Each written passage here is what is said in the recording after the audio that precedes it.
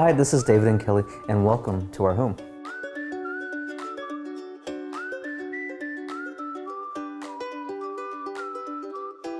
So Keller, are you ready? I'm ready. Okay, it's that time again. It's time for the big question.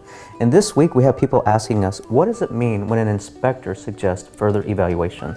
That's a great question. Happens a lot, actually. And to answer that question, we have Isaac Smith. He's with Home Done Right, and he is an inspector. So we're going to pitch that question to you. Yeah, so the reason I would suggest further evaluation for a client, ultimately it's to benefit the client, right? Sometimes we do that because the potential repairs are going to be a little expensive. Like if we find hail damage on a roof and we kind of know what the extent of the damage is, but we just know that's going to be an expensive repair.